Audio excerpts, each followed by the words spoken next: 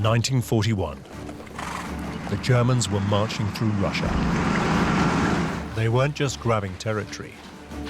They were also stealing priceless works of art. One of them was the Amber Room, an extraordinary series of 18th century amber screens worth millions of pounds. It was regarded as an eighth wonder of the world. This fabulous artifact was taken to the German city of Konigsberg. But 4 years later, when the Allies retook the city in 1945, the Amber Room had mysteriously disappeared. Was it destroyed in the fighting? Or had it been hidden? It was the beginning of a treasure hunt that would draw in some of the most powerful secret police forces in Eastern Europe. There would be searches, official and unofficial, sponsored by East Germany, by the Stasi, by the KGB. There would be false starts, missing records, and fabricated stories. Stasi spent more and more money and more time because they wanted the glory. It would become one of the great treasure hunts of the 20th century. A hunt that continues today. We are very close of finding the Amber Room, but we just need help.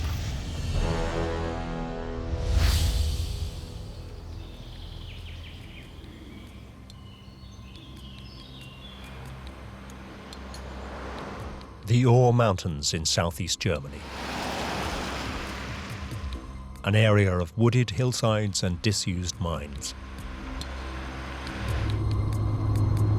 Here, for the last 20 years, Henry Hattenhauer has been searching for an extraordinary missing artifact.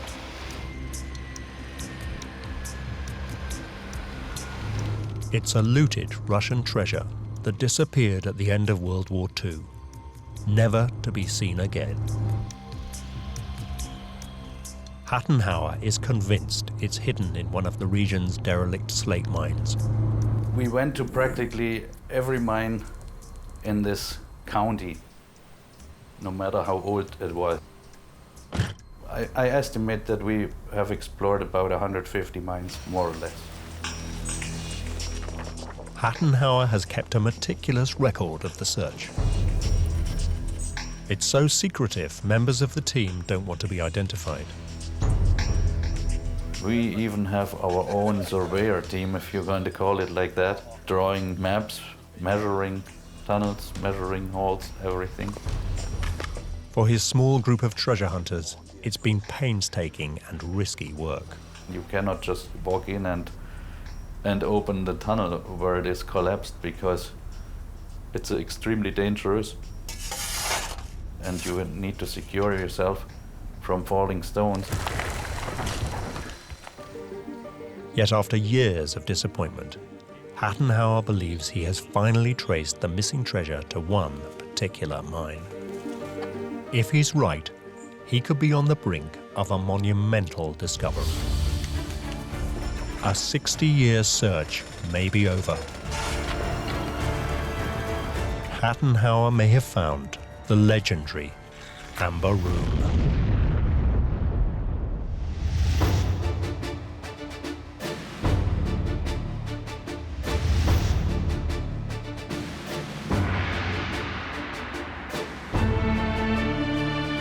It was one of the most extraordinary artifacts ever created.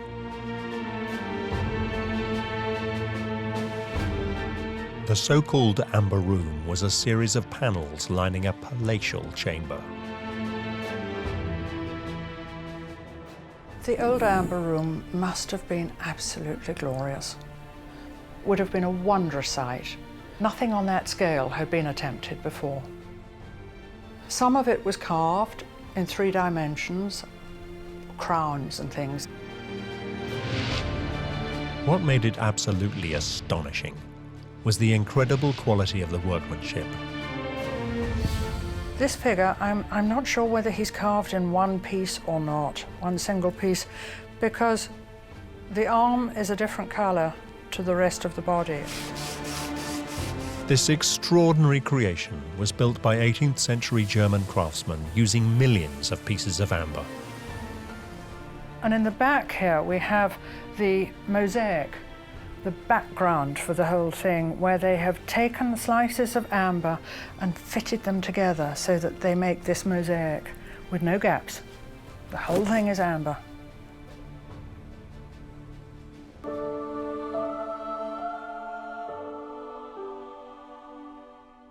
Amber is a semi-precious substance only found in a few parts of the world. One of the main sources is the Baltic coast of Poland. It's formed from the resin of prehistoric trees that grew in the region 60 million years ago. During the early 1700s, the amber room became a symbol of German craftsmanship at its most magnificent. It was regarded as an eighth wonder of the world. And I think the reason for that is that no one had conceived of the idea of using amber architecturally.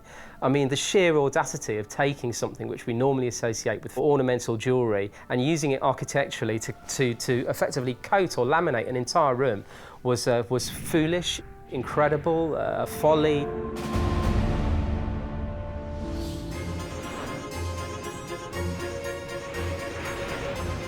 In 1716, this extraordinary artifact was presented by the Germans to one of the most powerful emperors of Europe,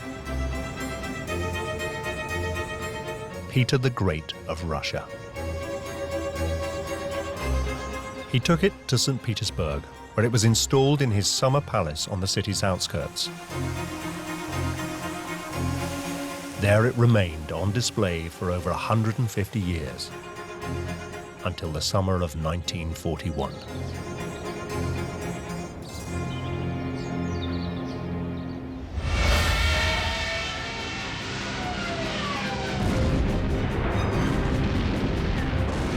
In June that year, Hitler invaded Russia.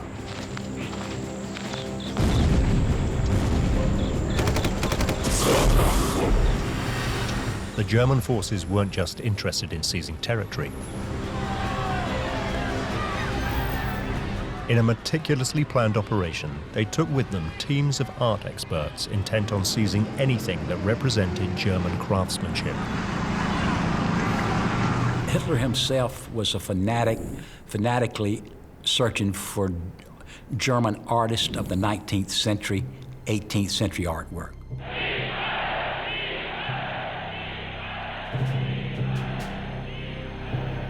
The Germans had a plan. This plan goes back many years prior to the invasion, when curators and cultural bureaucrats were sent out with travel guides. And they collated enormous lists of the treasures which would matter the most to the Third Reich.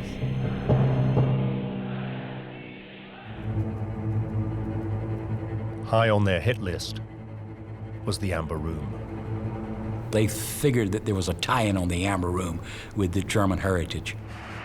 They wanted the material back in Germany. For Nazis, the Amber Room represents German power, a time machine that took them back to the idea of Teutonic Knights, these forebears of Nazism and National Socialism. It was, in short, symbolic of a long history of German superiority and military might reaching back to the Middle Ages.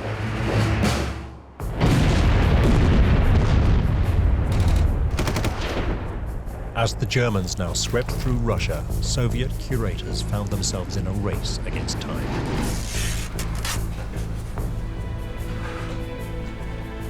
Thousands of precious artworks had to be packed up and shipped east as fast as possible to Siberia.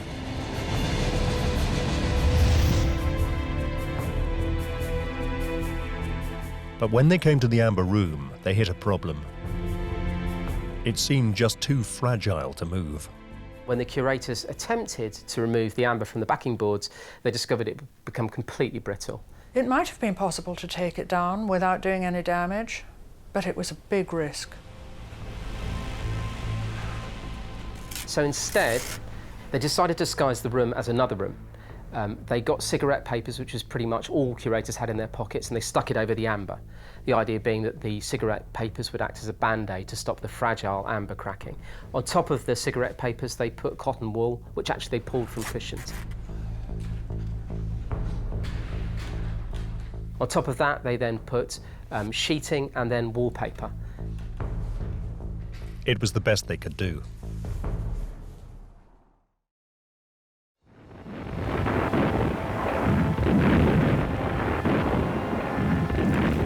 By September 1941, 2 months after the invasion of Russia, the Germans had surrounded St. Petersburg. Here they headed for the Summer Palace and its Amber Room. Despite Russian attempts to hide it, German looters knew exactly where to look. Consulting their ledgers and their plans, they have an idea of which room to go to, they have an idea of its dimensions, and they even bring packing cases and were far more organised than the Russians who were called upon to evacuate it. The Germans shared none of the Russian fears about damaging it. They ripped all that amber out, and I'm sure they numbered it properly, and put it in big chests and shipped it out.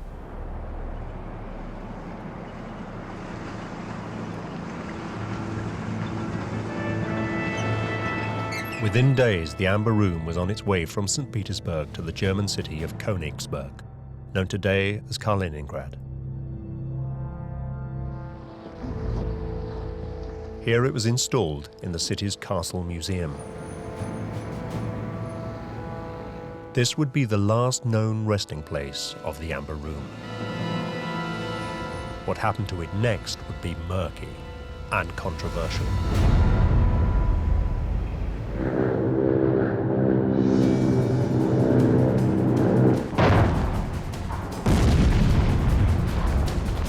By the winter of 1944-1945, the Germans were in retreat.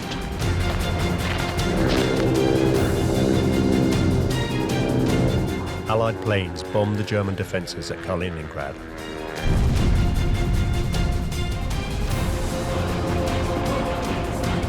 The Red Army swept west. By April 1945, they'd retaken the city. By the time the Red Army arrived, the city is on fire. Its people are cowed and living in terror. And every Red Army soldier who arrived at this locus for Nazism wanted to destroy a bit of it.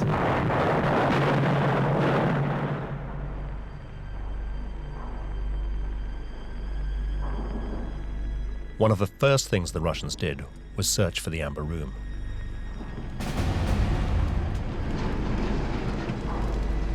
But as they scoured the city, it was nowhere to be found.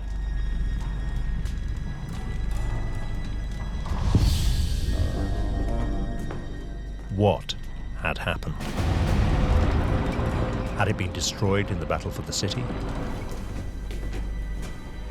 Had it been hidden somewhere? Or had the retreating Germans taken it with them? And if so, where? The mystery of the Amber Room had begun.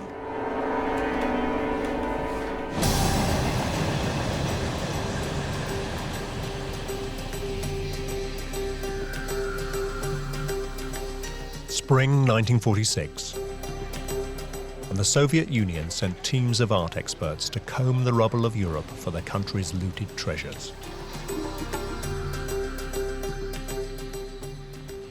The Soviets had trophy brigades that went through and stripped every museum of every country they occupied.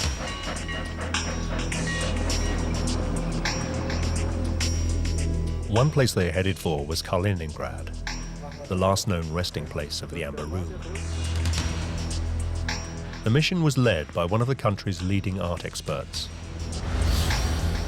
Anatoly Kuchimov had been the chief curator of the Amber Room in the years before the war. In Kaliningrad, he soon found a highly significant clue. The Amber Room had contained 4 small stone mosaics. Sifting among the debris of the castle, he found fragments from 3 of them.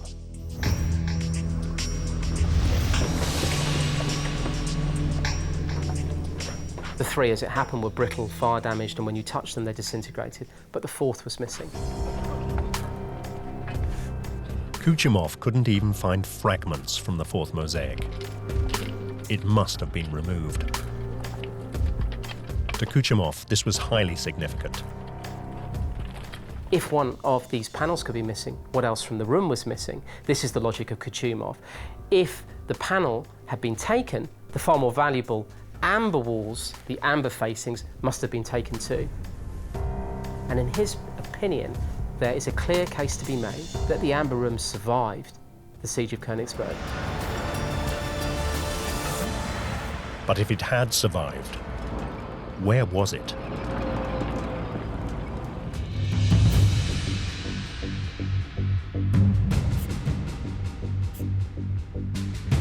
Kuchumov's inquiries took him back to the closing days of the war. Reports suggested that as Allied bombs fell, the amber room was hidden below ground. Was this where he needed to look? Kuchumov manages to get some digging equipment and a team of volunteers, and they begin their own excavation.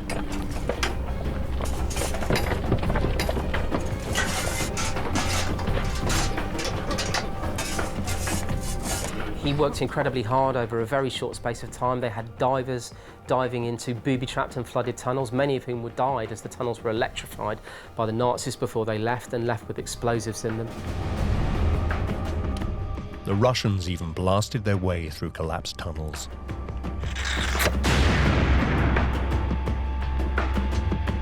He broke through the foundations of various buildings to discover underground bunkers. He drained flooded cellars. He broke into stores in various castles that ringed the city.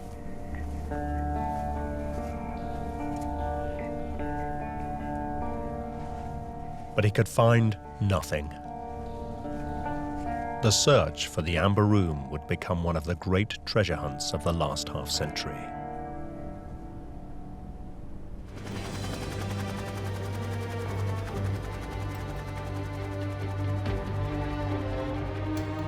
One of the first countries to join the hunt was the newly formed Republic of East Germany, the GDR. This eastern part of Germany had been occupied by the Red Army in the closing months of the war and was now part of the Soviet Eastern Bloc. It would become a key defender of communism in Europe. And to make sure there was no internal opposition, the authorities created a highly efficient secret police, the so-called Stasi.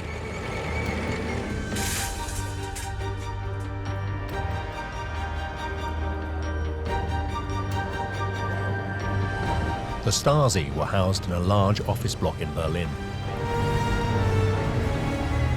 Here they gathered information on millions of East German citizens. In the late 1940s, as the Stasi got wind of the missing Amber Room, they embarked on their own search for it. The GDR was very, very keen to look good in the eyes of Moscow. The communists in East Germany had a guilt complex about invading the first socialist country, the first communist country in the world, and many of them thought they should do something which would assuage that guilt. So therefore, when the Soviets wanted to find the Amber Room, it was natural for the GDR to say, yes, we will help you. Yet the Stasi weren't the only secret police force looking for the Amber Room.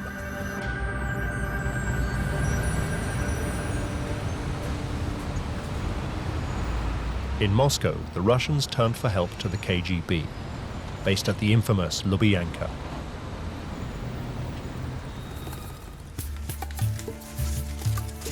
For the next 30 years, both the Russian and East German secret police would run separate searches for the Amber Room. There's two secret investigations running in parallel, one being driven by the KGB and one being driven in East Germany by its fraternal compatriots of the Stasi. But the search was neither very fraternal nor cooperative. If the KGB thought that it was on the track of the Amber Room, it would not reveal that to the Stasi because They wanted the glory. And of course the Stasi, they wanted to be the first to discover where the Amber Room was, because they wanted the glory. So therefore you had this slightly strained relationship. The KGB would concentrate its search at the last known home of the Amber Room, Kaliningrad, the former German city of Konigsberg. Meanwhile, the Germans began their search closer to home.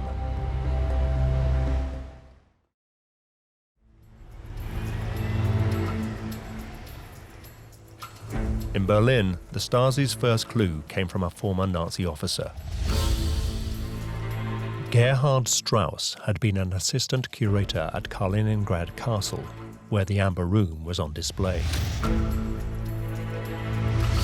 He explained that as Allied bombs fell and the Red Army edged ever closer to the city, he'd picked up rumours the Amber Room had been spirited to safety. Strauss had got hold of various papers and talked to the curator of the Amber Room, and in his mind there had been several key locations for where the Amber Room may be, one of which was Görlitz. Görlitz is a small German town which sits astride the German-Polish border.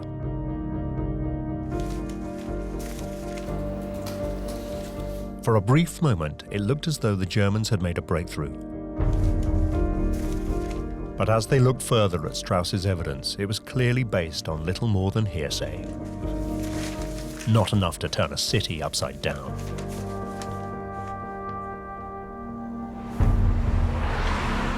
What they needed was something much firmer. But with no more clues to go on, it was time to try something new.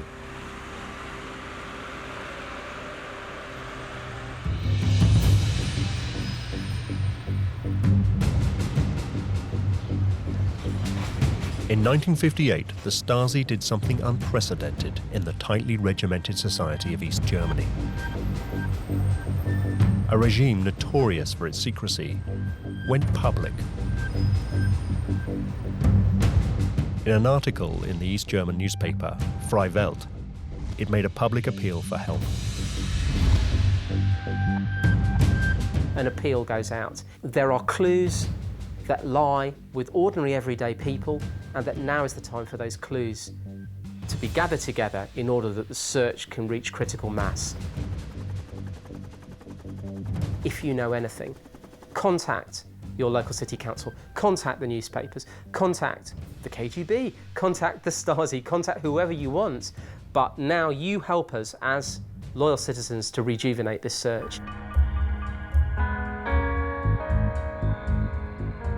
The German investigation was now led by a Stasi agent called Paul Enke. Paul Enke was a Nazi, a member of the Hitler Youth, captured by the Soviets and shipped off for re-education. Re-education which he embraced wholeheartedly, and then as assuredly as he'd been a member of the Hitler Youth, he became a colonel in the Stasi, a fully paid up member of the secret police.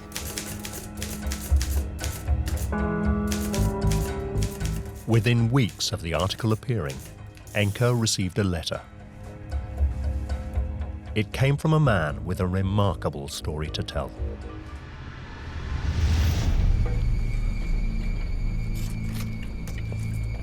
The man, known by the codename Rudi Ringel, told Enke he'd been digging through rubble in the basement of the family home.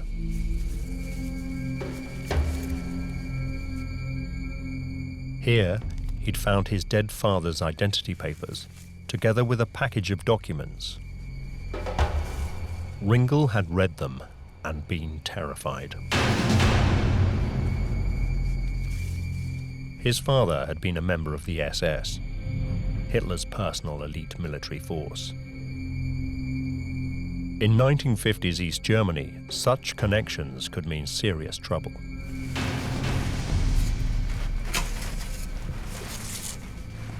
The young Ringel had burnt the documents and tried to forget the whole incident.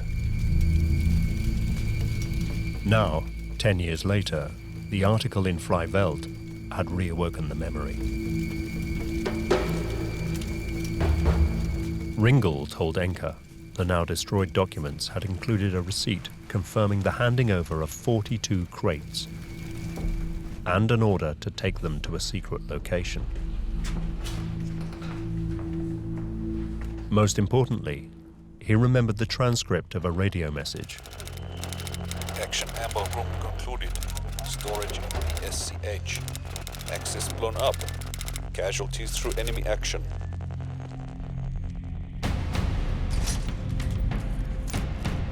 Enke could hardly believe his luck. Here was the first positive confirmation that somebody had ordered the evacuation of the Amber Room, and that the job had been completed.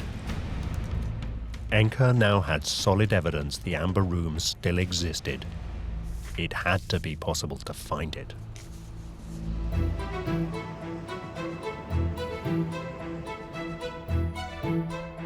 Digging further through Nazi files, Enke found documents suggesting the radio message had been sent from a small mining town in the Erzgebirge Mountains. The town was called Lengfeld. There were now 3 potential hiding places for the Amber Room. The Russians still believed it was hidden somewhere in Kaliningrad. German investigations had initially identified somewhere near the Polish border town of Görlitz. Now they suggested it might actually be near the German town of Lengfeld.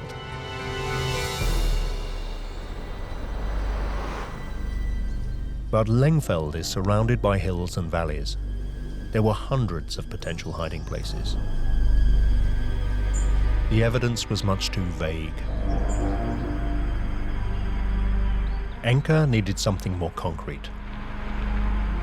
Then, in the 1960s, there appeared to be another breakthrough.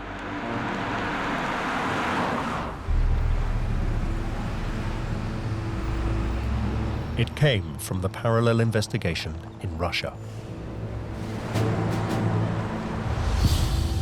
For some time, the KGB had been interrogating a man called Erich Koch. Koch had been an important Nazi official. Throughout the war, he'd been the Gauleiter, or boss, of Kaliningrad. He'd been the man responsible for installing the Amber Room in the Castle Museum. Now, in 1967, he finally admitted to the Russian KGB that during the closing days of the war, he'd ordered it taken down. He at last concedes that the Amber Room was part of a list of treasures that was to be packed up and evacuated. And in fact, because the evacuation couldn't succeed, he claims instead it was placed in crates and buried in a secret bunker beneath a church in Kaliningrad. Here was new, hard evidence to back up the Russian curator Anatoly Kuchemov's theory that the Amber Room was not in the German Erzgebirge. It was still in Kaliningrad.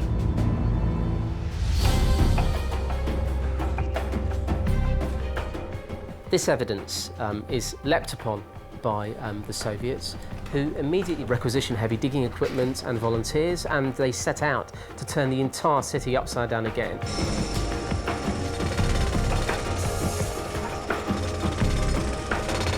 Once again, the Russians scoured Kaliningrad. But once again, they found nothing. If the Amber Room really was in the city, its hiding place remained a mystery.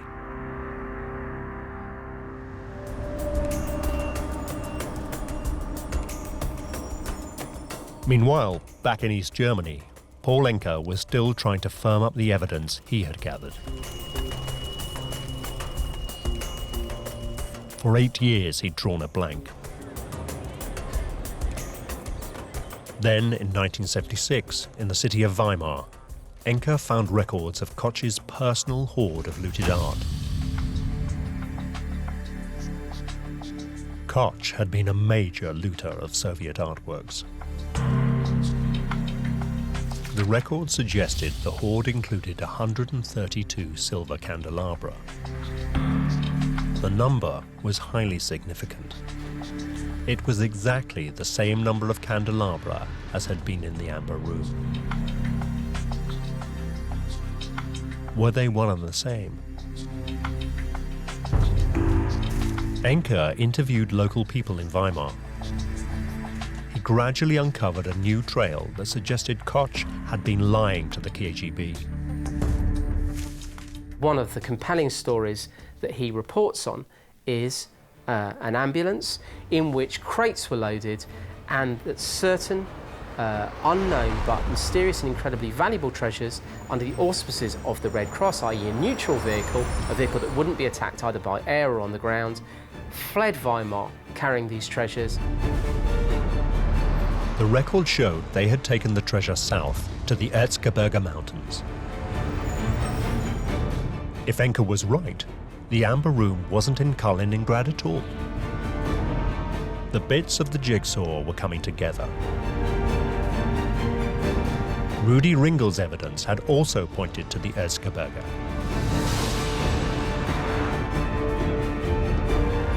Enke was now convinced he finally knew just where to look for the Amber Room.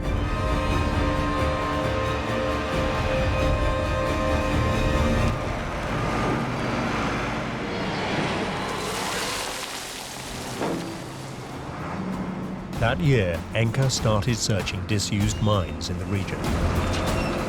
They begin zeroing in on a series of mines, and they brought in heavy digging equipment. And they dig, and they spend considerable amounts of money on this operation. It's a vast operation involving huge numbers of volunteers. Enke narrowed the search to one mine, but the shaft was blocked by rock falls. The Germans dug hard. They blasted through blockages. But Enke was in for a nasty surprise. When they break through, eventually, to the areas they have mapped out as the key locations, what they discover, rather than treasure, is rolled up and burnt pieces of Pravda. Pravda was the Russian Communist Party newspaper. The burnt pages were dated July 1945. They'd been used by the Red Army to roll cigarettes. The Soviet forces had already explored the mine 31 years earlier, and they'd clearly not found the Amber Room. But nobody had bothered to tell Enke or his German colleagues. The operation had cost the Stasi some $500,000. It had been an expensive and embarrassing failure.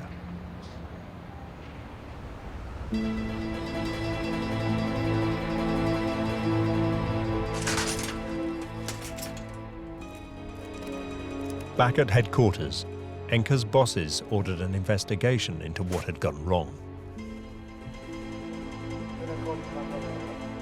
The Stasi were not used to failure. They also made a second alarming discovery. Rudi Ringel's story that his father had been a major in the SS was a complete fabrication. The man that Paul Enke had built his entire case on was in fact a wounded postman who had no connection to the Amber Room story, a fantasist with forged documents. The German connection to the Amber Room was fallacious and a fantasy.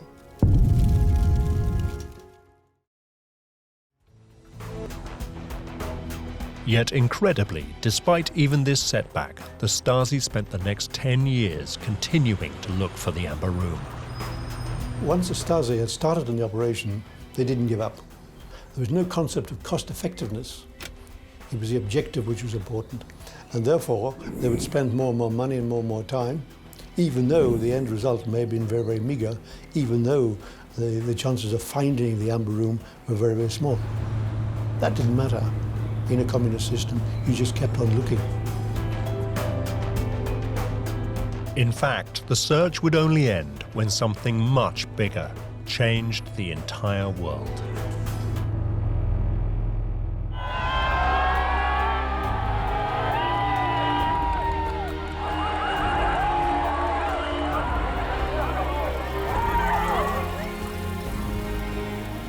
In 1989, the wall dividing East and West Germany came down. Communism in Eastern Europe collapsed. East and West Germany were reunited.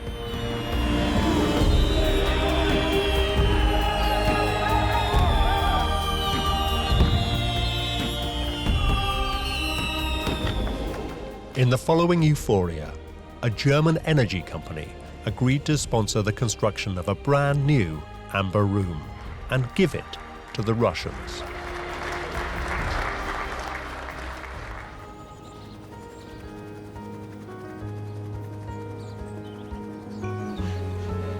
It would be a massive undertaking. For a start, the art of amber carving had been virtually lost. They had craftsmen, but not the craftsmen that they'd had in times past. People hadn't been carving amber in that way for so long. The workmen had almost nothing to go on. They didn't know exactly how the room had been made. They had no colour photographs of it. They had to work out how thick the mosaics were. They had to work out how big the carvings were. They tried making panels and discarded them. Some of them they decided were simply wrong. And of course the big problem was the colour.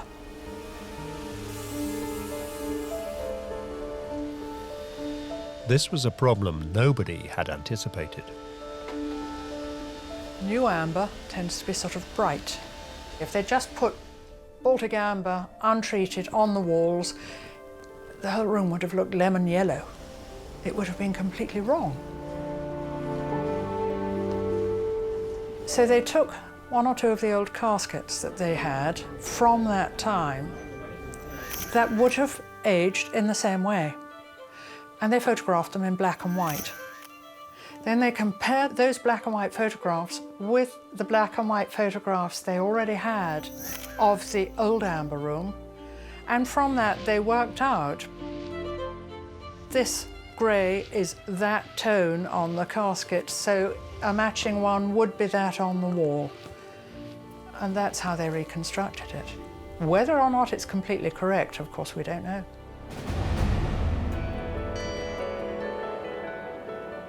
The work took several years. Finally, in 2002, amongst much pomp and circumstance, it was erected at its former home in the Summer Palace outside St. Petersburg.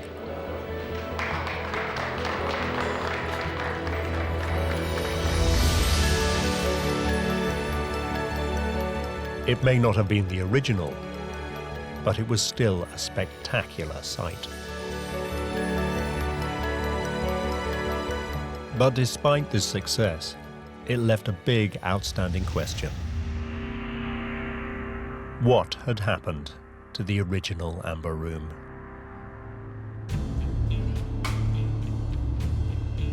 In 2004, Adrian Levy was one of two investigative journalists to publish the results of a 4-year trawl through reports, letters, and documents in Berlin, Moscow, and St. Petersburg. The investigation had taken him back to 1945 and the months just after the war.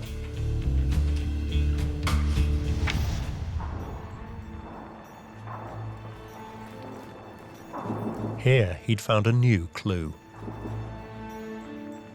That summer, the Russians had dispatched a high-powered art expert to Konigsberg to look for the amber room. Yet the visit had gone almost unrecorded.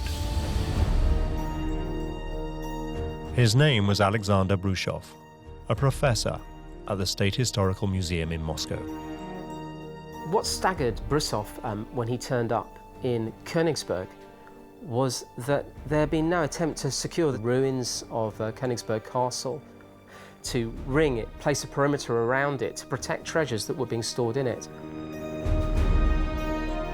Slowly, Brusov had pieced together a chronology of events.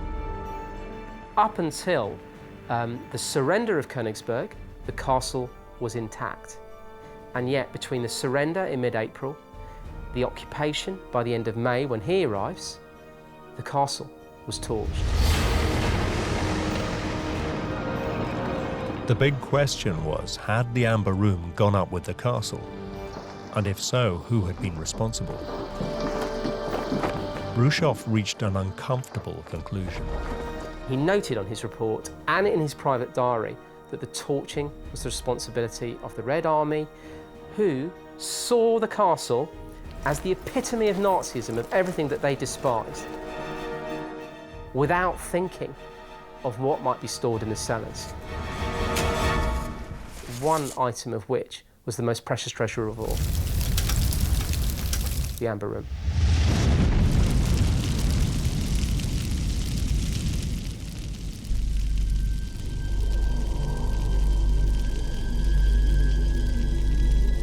So the Russians themselves had destroyed the Amber Room.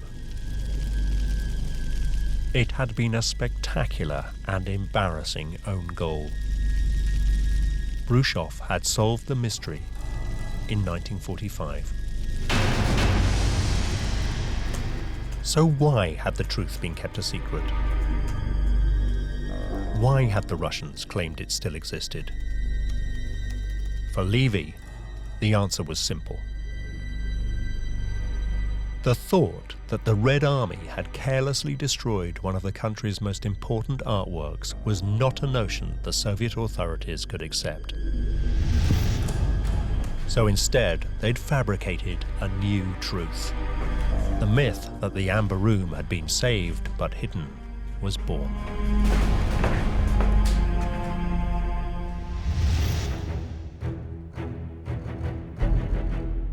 Moreover, Levy discovered that in sending Anatoly Kuchumov to Kaliningrad, the Russians had found just the man to spin the yarn. Ever since the German invasion, Kuchumov had been a troubled man. In 1941, he'd been personally responsible for the artworks at the Summer Palace, including the Amber Room. It was he who decided it was too brittle to move. It had been his decision to leave it where it was and paper over it. But the Germans had shown that he was completely wrong and had carried it away in a matter of days. Anatoly Kuchumov came back after the war, racked by this decision, racked by guilt. So here we have a young curator, an ambitious young man, who's made a fateful decision that turned out to be the wrong decision. He didn't pack the Amber Room, but the Nazis stripped it in 36 hours. In the post-war political climate, responsibility for such a disaster could mean arrest and even death. He's come back into a heavily politicised environment at the beginnings of a Cold War, where the KGB dominate and guilt is being apportioned. Other colleagues are disappearing as a result of those decisions. Is the man who is responsible for the vanishing of the Amber Room going to come back saying he found nothing? That's not going to happen. So instead, Kuchumov had come up with a new answer, one more favourable to Russia and himself. It had probably saved his life. Kuchumov's verdict, when he was sent there in 1946, was there was enough evidence to suggest the Amber Room survived, which meant that he could also therefore provide the evidence that he himself was not guilty of anything, no crime had been committed. The Amber Room had not been lost.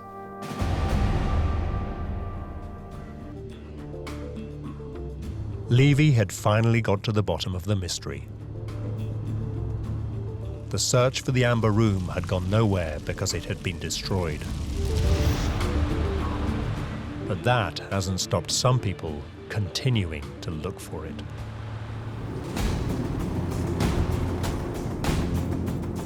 In the early 2000s, treasure hunter Helmut Gensel led a search for the Amber Room in the Czech Republic, close to the German border. He claimed to have picked up rumours that heavy lorries had transported the amber room to a disused silver mine as the war was ending. Why, at the last days of the war, all these trucks would come here? There must be a reason. Meanwhile, across the border in Germany, where the mine has a second entrance, the local mayor also began digging. The measuring instruments showed some hollow space and metal objects. We want to check it now by drilling. Neither hunt has ever found anything. But one man is still hopeful. Deep in the Ore Mountains, Henry Hattenhauer is still chasing his dream of discovering the Amber Room.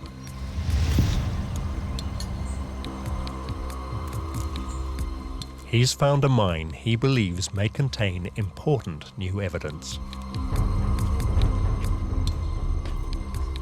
We found footprints from SS boots, a lot of footprints, all pointing to this one place in the mine.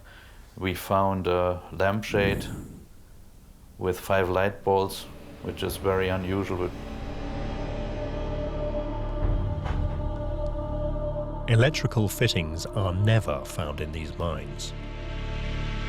They were closed in the 19th century, before the use of electric lighting. To Hattenhauer, it suggests the mine has been used much more recently. It was definitely not just used as an ordinary mine. Personally, I'm convinced that the Amber Room is here. I'm absolutely convinced. I mean, I know that there are many people claiming to know where the Amber Room is, and people laugh about it.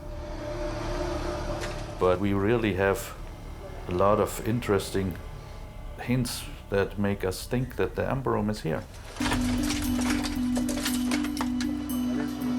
Just beyond the footprints and the mysterious lights, the mine shaft is blocked by a rockfall.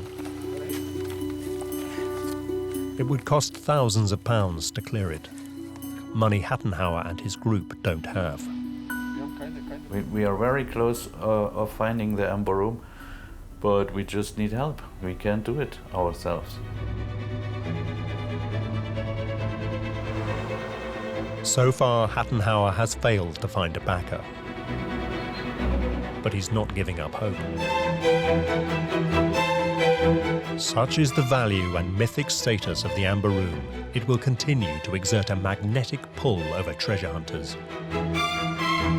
Even though all the evidence suggests it was destroyed more than 60 years ago.